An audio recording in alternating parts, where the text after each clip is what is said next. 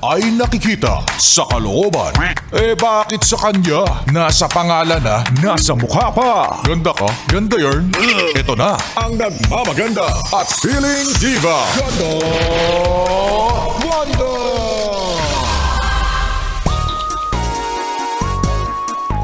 Lahat ba kaya mong gawin? As in, everything? Sus! Hindi mo nga mabigay yung password ng Facebook mo Napakulo nyo talaga. Ay, nako, hindi na yan gagana. Alam mo nga, yes, friend, it's me. It's your girl, DJ Ganda Wanda. Kasama nyo na ngayong Thursday na hindi na naniniwala sa mga katagang lahat ay kaya kong gawin para sa'yo. Alam mo, narinig mo na yan, di ba? Sinabi na yan sa'yo ng mga ex mo. Nasa na sila ngayon? Ay nako, ito talaga yung tinatawag na too good to be true. Di mo naintindihan? Search mo na lang. At kung maniniwala ka dyan, ay ewan ko na lang talaga. Diyan lang naman kayo magagaling Pero hindi, alam mo yon, hindi nyo malayuan yung mga pinagsesilosan namin. Diba? Ang dami yung dahilan. Kesa sasabihin nyo na kaibigan ko lang yun, nagbibiro lang naman yun, hindi ko type yun. Diba? Ay nako, yung kaya mong ipakita ang buong katawan nyo sa amin, pero nung gusto namin makita ang laman ng cellphone nyo, sasabihin nyo nang ihimasok ng privacy? Kayo i-align nyo ang inyong mga actions sa inyong mga promises, sa inyong values.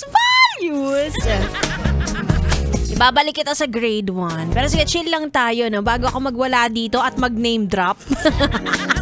Kapag ganyan, maging na lang kayo, maging realistic na lang kayo mga lalaki. For example, kapag hindi nyo kayang gawin, huwag kayong mangako, diba? Kasi mas nakakainis yun compared naman sa nagpakatotoo ka, diba? At least ikaw din, kapag tinanggap ka niya, alam niya yung buong katauhan mo o kakayahan mo at minahal niya yon, ganon.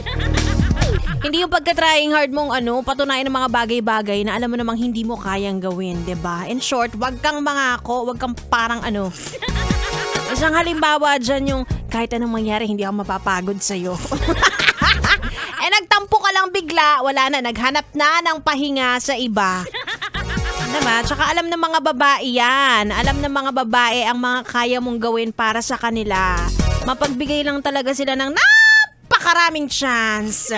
At madalas, nagsisinungaling na lang sila sa sarili nila. Nagbubulag-bulagan ba, ganon?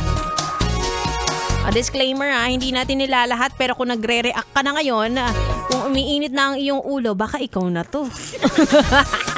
Anyway, maipapangako ko lang sa inyo ngayong araw na ito mga yes friend, ay sasamahan ko kayo hanggang alas 9 ng gabi. Again, it's me, Ganda Wanda. Kaya naman, ituloy muna natin ang ating tugtugan dito lang sa stasyong number 1 sa kalokohan, 101.1 Yes FM Solid!